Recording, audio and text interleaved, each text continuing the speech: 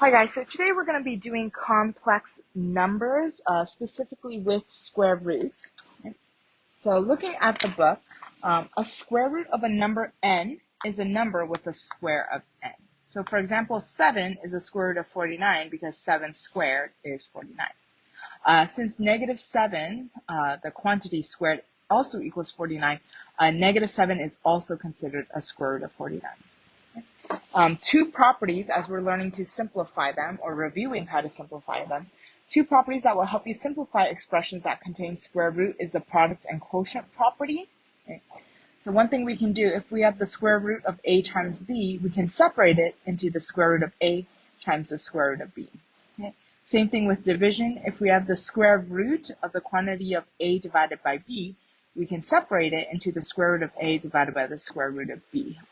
Again, b cannot equal 0 though, because that would then make it undefined. Okay.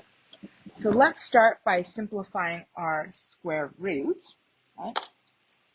So square root of 50, we're going to look for our perfect square within it. So just a review of your perfect squares, it is 1, 4, 9, 16, 25, 36, 49, 64, that's 81, 9, 100, 121, 144, 169.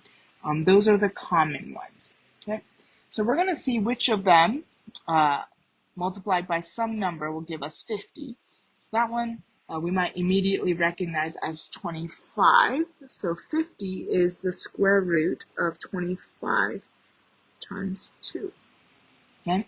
And using that product property of square roots, we can separate it into square root of 25 and square root of 2. Square root of 25 we should know is 5. Square root of 2 is an irrational number, and so we leave it in. Okay? Another way to think about it is when we're talking about square roots, this would help also when you're simplifying things that aren't square roots, because oftentimes we don't memorize perfect cubes or perfect fourths or perfect fifths, right? But a square root, we have a 2 here in our little wedge. And so what we're really looking for is we're looking for pairs, right? And so one way we can also do it is by doing our tree, especially if we get big numbers. Right? So 50 is 2 times 25. Let's circle it because it's prime. And 25 is 5 and 5. Circle it. It's prime. Okay. So 50 is 2 times 5 times 5. Right? And so how I often think about simplifying radicals is that a radical is kind of like a house. Okay? And each house has different rules about how you can leave the house, right? To go have fun with friends or whatever, right? And so for a square root, the rule of the house is that you need 2 of the same kind in order to leave the house, right? So in this case, I have 2 of my same kind, and as a result, they can leave the house. However, because 2 doesn't have a buddy to go with it, it has to stay inside. Right? And though while this isn't as useful when simplifying square roots because we know our perfect squares pretty well, this becomes super helpful when we want to simplify things like cube roots or fourth roots or fifth roots or anything bigger than that. Okay, so now let's see the next one, which is example 1b here. Okay, so here you can see there's a quotient, there's a division, and so we can use the quotient property of square roots to simplify it to be square root of 11 over square root of 49. Okay? Square root of 11 doesn't have any perfect squares that's divisible into it other than the 1, so it's going to stay inside. Okay? And then square root of 49 is 7. So this becomes square root of 11 over 7. Okay? So why don't you try CYP 1A and 1B and then come check your answer when you're done. Okay, so for 1A you should have gotten 3 square root of 5. That's because 45 is 9 times 5, 9 being that perfect square, so that becomes the 3. Okay? This is also how you can do it if you chose to do the tree. Okay? 1B is 4 square root of 2 all divided by 9. Okay? The reason why is I could use the quotient property to separate it. Okay, the square root of 81 being 9, that one's simple. However, with square root of 32, I can simplify it as well The biggest perfect square in it is 16. It's 16 times 2. Square root of 16 is 4, so that's where the 4 comes from. 2 is not a perfect square root and doesn't have another perfect square in it, so that's why it stays in. Or you can do the tree here and it will explain it, right? So 32, if I broke it down all the way, is 2 times 2 times 2 times 2 times 2. This pair exits out as a 2. This pair exits out as a group as a 2. This one alone stays inside. And then since I have a group here and a group here that left, they get multiplied together to give me that 4. Okay. So now, that might have been review for you. However, this next part might be new, and that deals with the letter I. Okay. So I is defined to have the property that I squared equals -1. And so the number I is the principal square root of -1. So another way to see it is I is the square root of -1. This is known as an imaginary unit, right? Because if we think about square roots and squares, right, it's something times itself will always be positive. It's 2 positive numbers, it'll equal positive. If it's 2 negative numbers, it'll equal negative, right? So to have a square root of a negative number, that is imaginary, okay?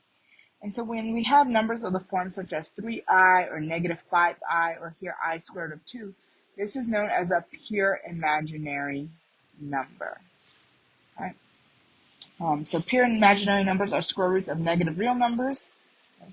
And so what we can separate and do is if we have the square root of -b squared, we can separate the b squared and the -1, and then we can write it as bi here.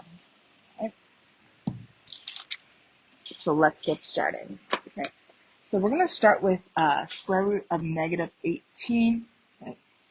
So here, that negative part is imaginary. So what we're going to do is we're going to separate it into the square root of -1 and the square root of 18. Okay. This square root of -1 becomes I. Okay.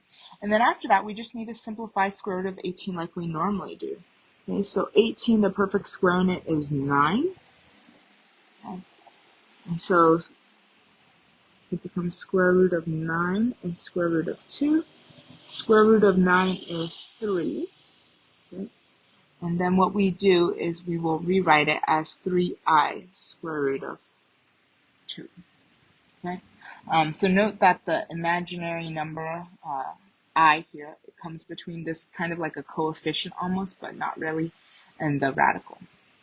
So there you go. Okay. So same thing here. So square root of -125 x to the 5th, we can separate it into square root of -1, square root of 125, and square root of x to the 5th. The square root of -1 is I. For 125, I'm going to do my tree with this. So 125, this is 5. This becomes 25.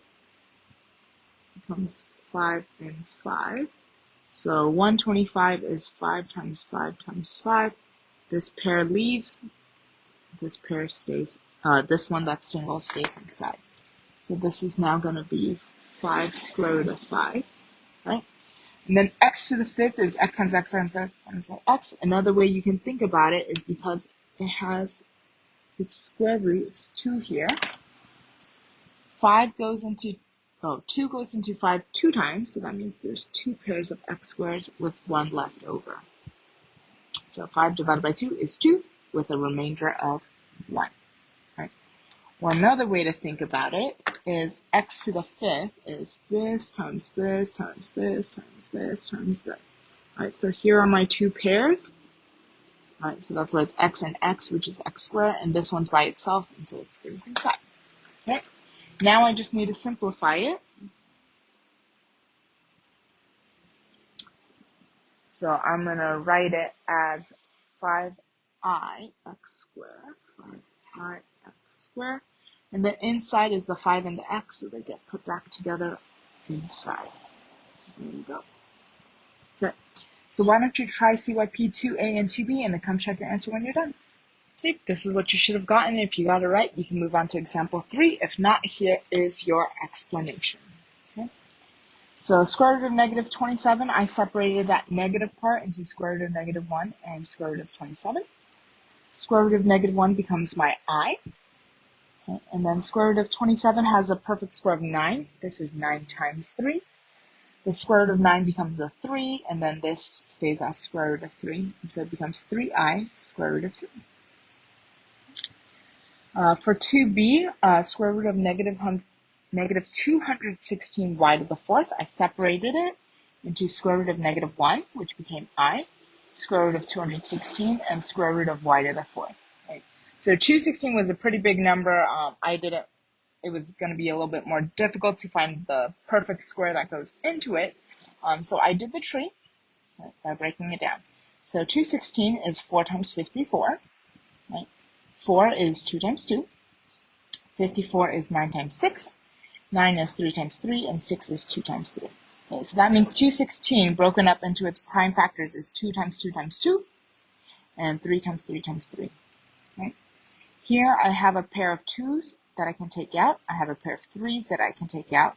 And then I have a singleton 2 and a singleton 3 that stay inside. So the ones that got taken out is that group of 2 and that group of 3, so 2 times 3 is 6. And then the singletons that got left inside is that 2 and that 3, and that becomes 6. Okay, so that's why you see here 6 square root of 6. And then, since this is y to the 4th, I want squares, so 4 divided by 2 is 2, so that's why it's y squared here.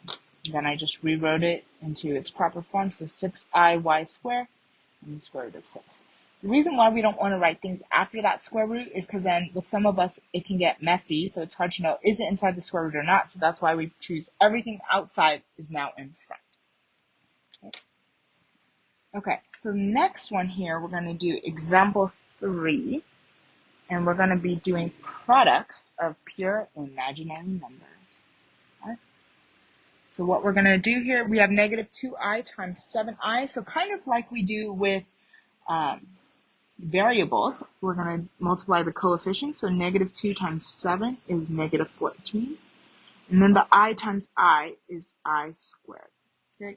And then I square here is negative 1, so this is really negative 14 times negative 1, which is a positive 14.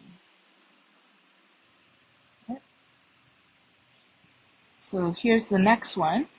We have square root of negative 10 times square root of negative 15. So here, square root of negative 10 times square root of negative 15. We're going to simplify it to be 10 square root of 10i here, and then this one is going to be I and square root of 15. All right. Then the I and the I becomes I squared. The 10 times the 15 is going to be 150. Okay. Either you do the tree, or 150 is 25 times 6. Okay. Square root of 25 becomes 5. This I square is negative 1. And this one square root of 6. So this is negative 5 square root of 6.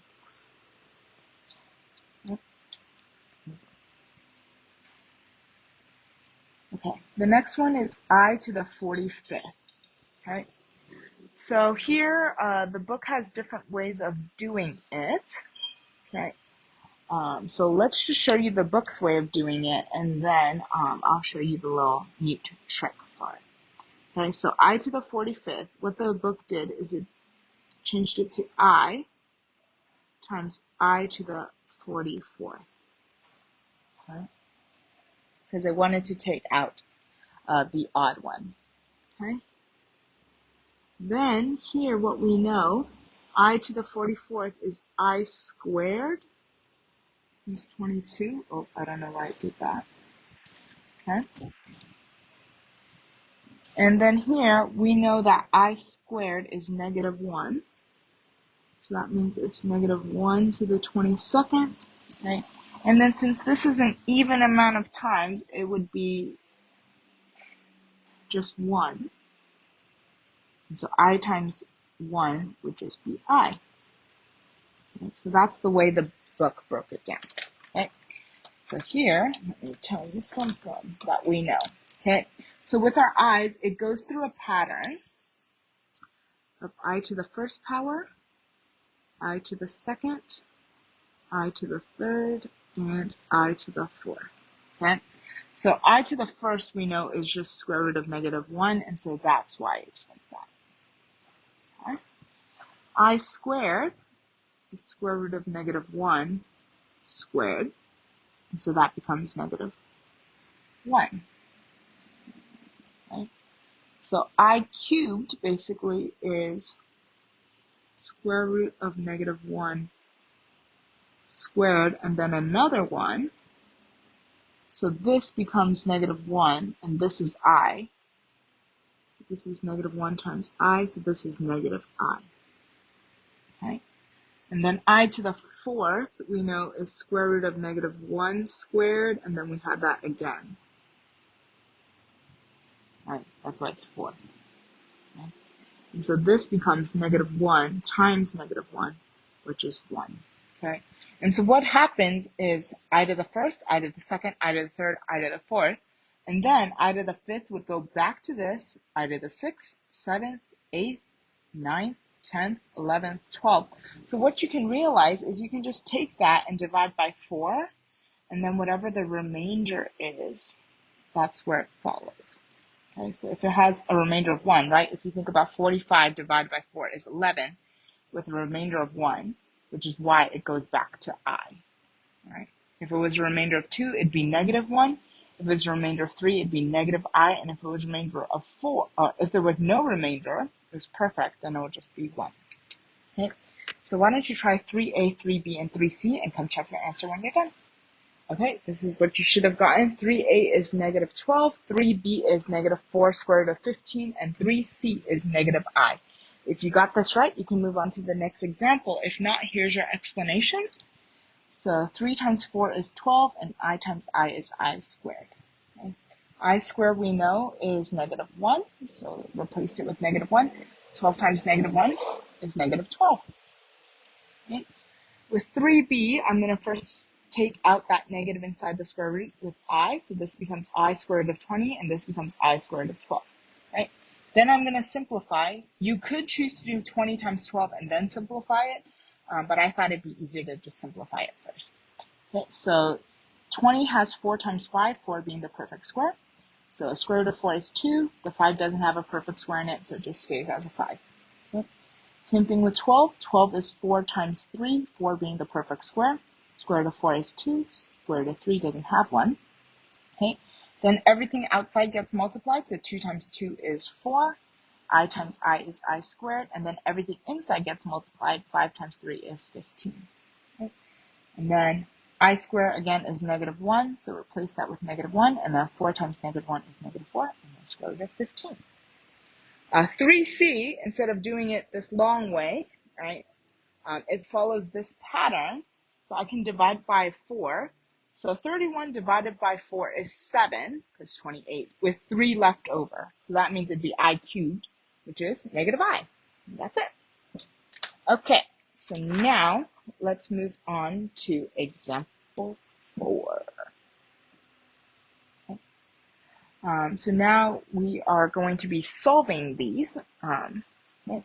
And then what's important to remember is our square root property, right? If x squared equals n, to get x by itself, we're going to square root both sides. When we do that, we have both a positive and a negative answer. And so it'll be positive negative square root of n. Okay, and so that's what we're going to be doing. Okay, so here with example 4, the first thing I'm going to do, 3x squared plus 48, I want the x slowly to be by itself. So I'm going to subtract 48. Okay. And this gives me 3x squared equals -48. This end is each other. Then, slowly getting x by itself, this is times 3, so I'm going to get rid of it by dividing by 3.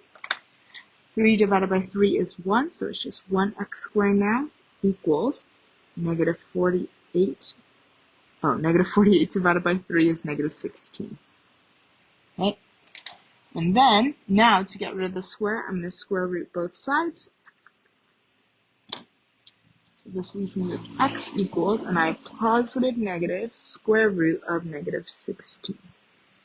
Okay, we know that that negative inside becomes an I on the outside now, right? Because this is negative 1, square root of negative 1 times square root of 16. Square root of negative 1 is this I, right? Running out of space. Square root of 16 is 4, so I have two answers, both positive 4i and negative 4i. And there you go. Okay? So why don't you try 4a and 4b and come check your answer when you're done. Okay, for 4a you should have gotten positive 5i and negative 5i, and 4b you should have gotten positive 2i and negative 2i. Okay? If you got it right, you can move on to example 5. If not, here's your explanation. Okay, so slowly getting x squared, or x by itself, subtract 100 on both sides. That gives you 4x squared equals negative 100. Then, since this is times 4, I'm going to divide by 4 on both sides. That leaves me with x squared, and negative 100 divided by 4 is negative 25. Then, to undo the square, I'm going to square root both sides. When I do that, I create a positive answer and a negative answer. Right? And then square root of negative 25. That negative inside the square root gets pulled out as an I, and then square root of 25 simplifies to 5. For b, I'm going to get rid of the plus 4 first by subtracting 4 on both sides. That leaves me with x squared equals negative 4. Getting rid of the square by square rooting both sides. That leaves me with x equals positive and negative square root of negative 4. The negative inside the square root gets pulled out as an I, and then square root of 4 simplifies to 2. Okay, so now let's move on to example 5. Okay. So let's talk about a complex number. So here, if we look at the number 5 plus 2i, 5 is the real portion of the number, 5 is a real number, versus 2i is the pure imaginary part, okay? They are not like terms, right? One has I, one doesn't, and so they cannot be combined. This is known as a complex number, okay? We write it in this form with the real part first and the imaginary part second. Okay. So here, we're going to equate some complex numbers. So here I have 2x minus 3 plus y minus 4i equals 3 plus 2i. Okay. And what you should see is that this portion here follows with the real part because it's not attached to the I.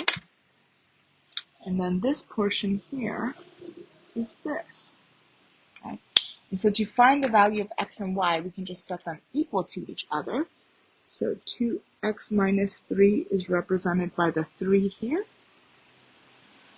And the y minus 4i here is represented by the 2i. Okay. Then I just need to solve it. Okay. So what I'm going to do here is get rid of the minus 3 by adding 3 on both sides. This gives me 2x equals 6. And then get rid of the 2 here that's being multiplied by dividing, and I get x equals 3. Okay. Then here, I'm going to get rid of the I first, and since it's being multiplied, I'm going to divide by it. This leaves me with y minus 4 equals 2. Okay. And then add 4 on both sides. And this gives me y equals 6. So x equals 3 and y equals 6. Okay. So why don't you check your progress 5 and then come check your answer when you're done. Okay, you should have gotten x equals negative 1 and y equals negative 9. If you got that right, you can move on to the next example. If not, here is your explanation. Okay. So this 5x plus 1 corresponds to this 2x minus 2 part. Both of them are the real parts here. Okay. So I can set them equal to each other. Okay. Then, this part here, the 3 plus 2y being multiplied to I, and this y minus 6 being multiplied to I represent the imaginary part, so those parts are equal here. And then afterwards, I solved for x and solved for y. So subtracted 2x on both sides, that gave me 3x plus 1 equals negative 2. Subtracted 1 on both sides, that gave me 3x equals negative 3, and then got rid of the times 3 by dividing by 3 on both sides, that gave me x equals negative 1. Okay. For the imaginary part, I'm going to get rid of the imaginary part first by dividing by I on both sides. That leaves me with 3 plus 2y equals y minus 6.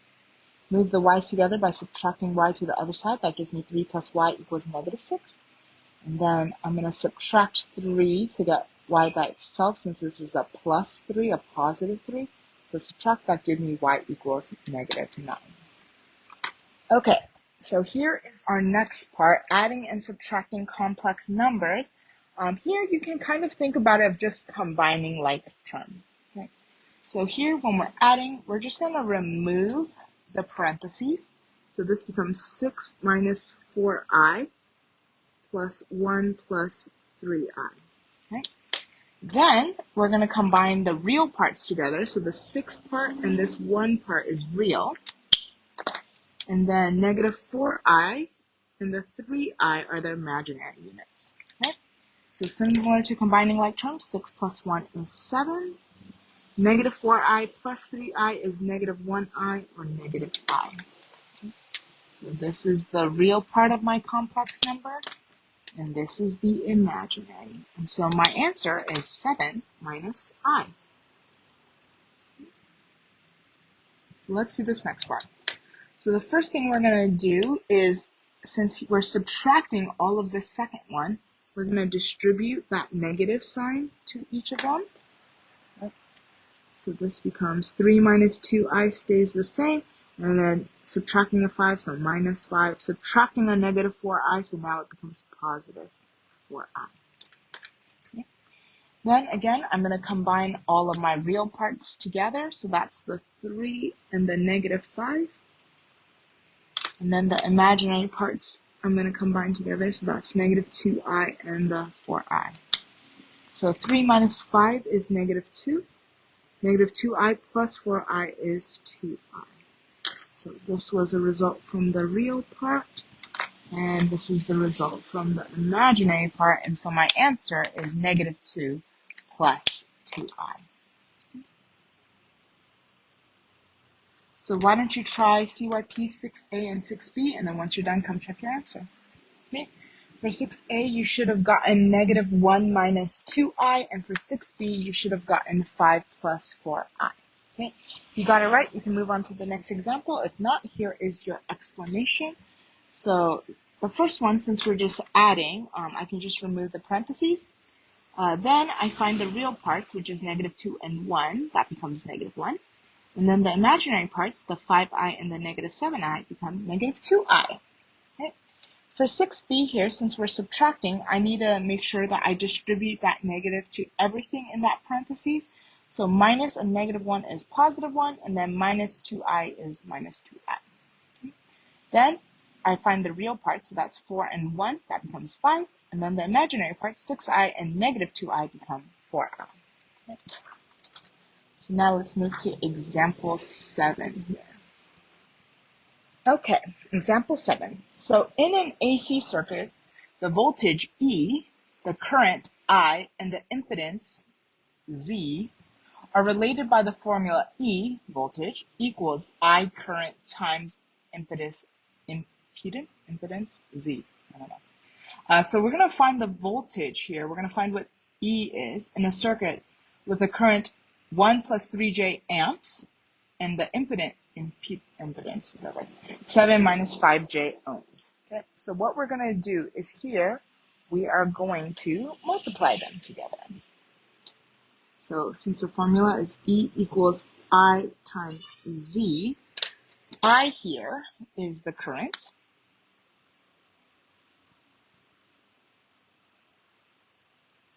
So I'm going to replace that. 1 plus 3j. Okay. And then Z is the impedance, or whatever it's called. Here. That's 7 minus 5j. Okay. And then here, thinking about j as our variable, we're just gonna FOIL or distribute. Okay, so starting with first, 1 times 7 is 7. Then outside 1 times negative 5j is negative 5j. Then inside 3j times 7 is 21j. And last, 3j times negative 5j is negative 15j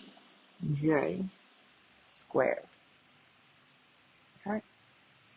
And then the j is basically like the I. So here we have 7.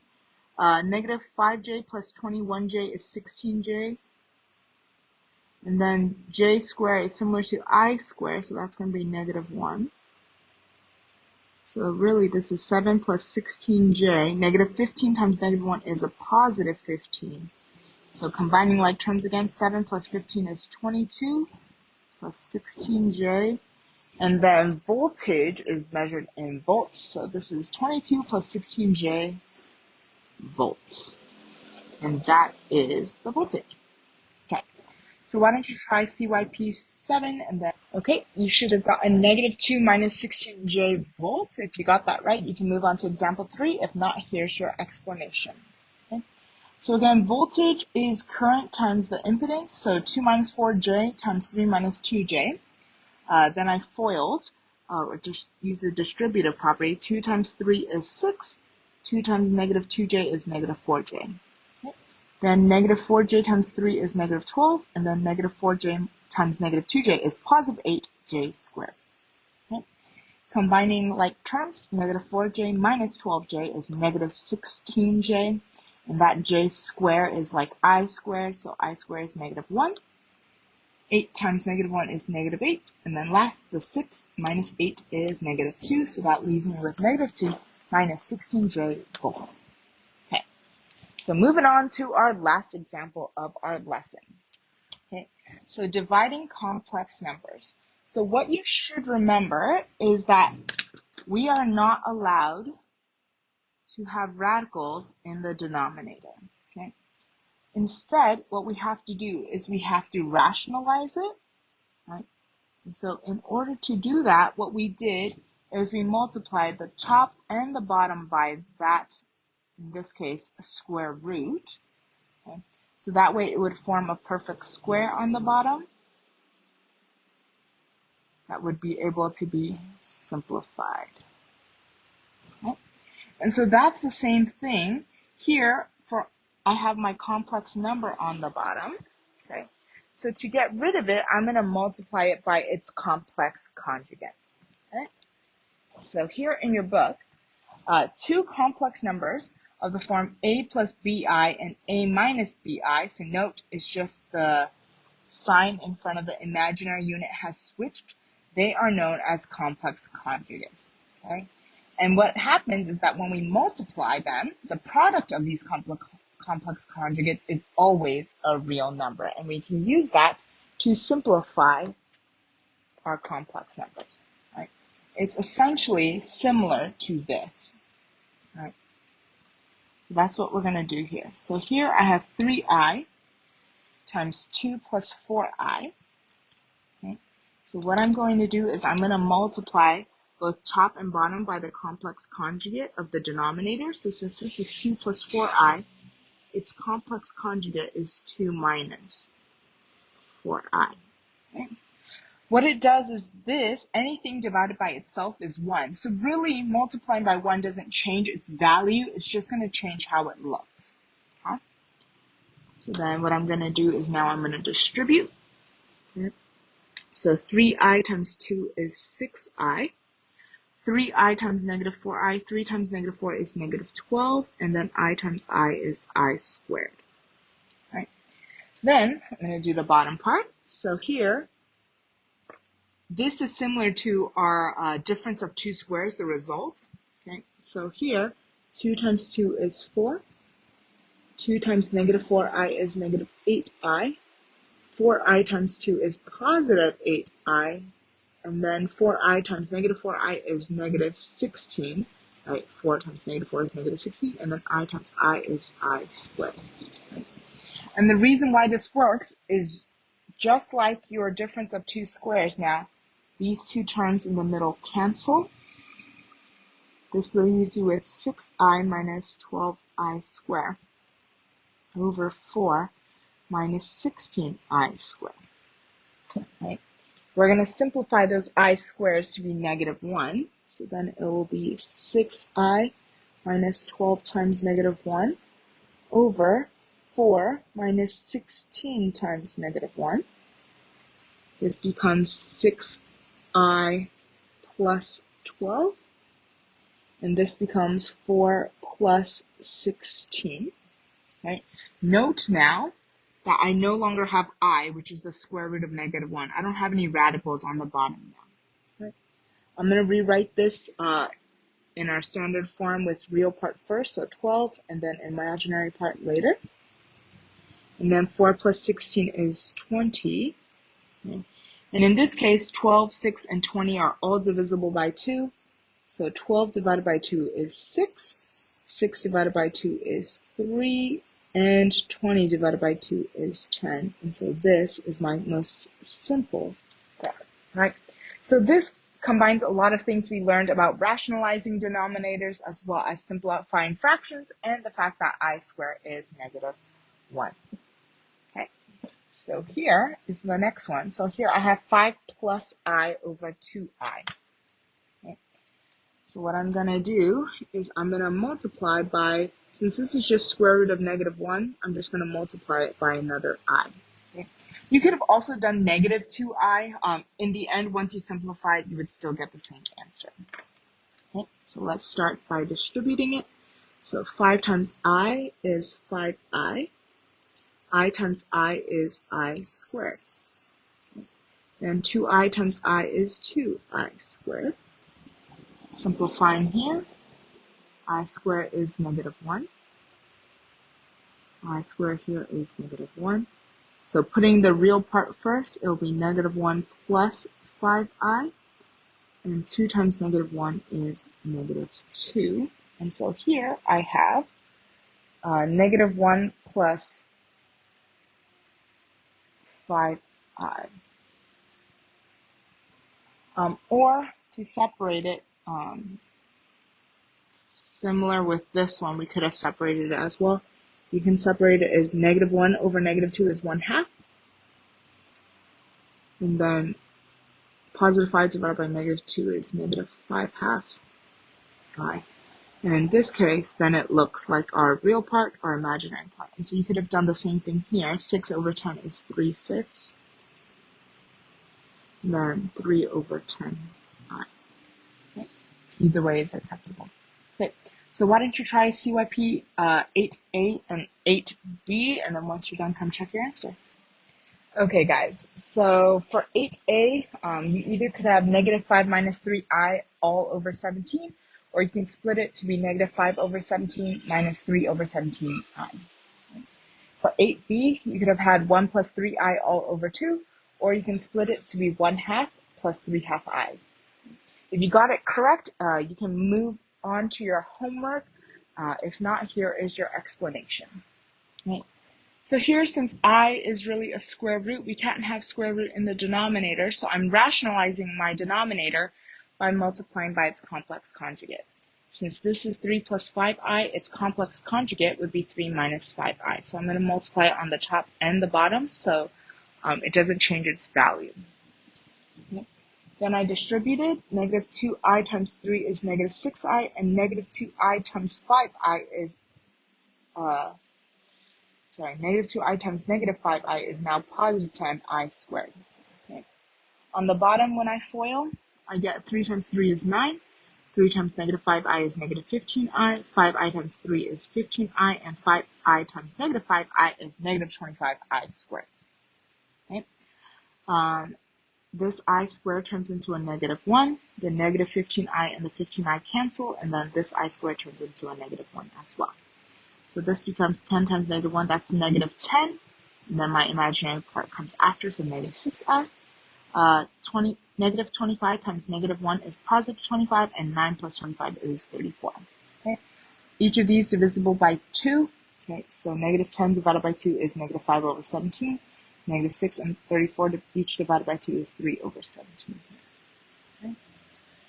So same thing here. To get rid of the I, which is the square root in the denominator, I'm multiplying by its complex conjugate. Since this is 1 minus I, its complex conjugate would be 1 plus I. Okay, so top and bottom. Okay, then I FOIL, so 2 times 1 is 2, 2 times I is 2I times 1 is I, and then I times I is I squared. FOIL again on the bottom, 1 times 1 is 1, 1 times I is I, negative I times 1 is negative I, and negative I times I is negative I squared. Okay. Combined like terms, 2I plus I becomes that 3I, and then change I squared into negative 1. Okay. The plus I minus I undo each other, so that's why you don't see it in the denominator anymore, and then I squared is negative 1. Okay, so since it was minus I squared, that's why it's minus negative 1. Okay. Top combined like terms, 2 minus 1 is 1, and then the imaginary part, and then 1 minus a negative, so minus negative is plus, so this is 1 plus 1, which is 2. Okay, and then you can split it up as well. That's it for today. Thanks for sticking it out. It was definitely a long lesson with 8 examples. Have a great rest of the day. Bye, guys.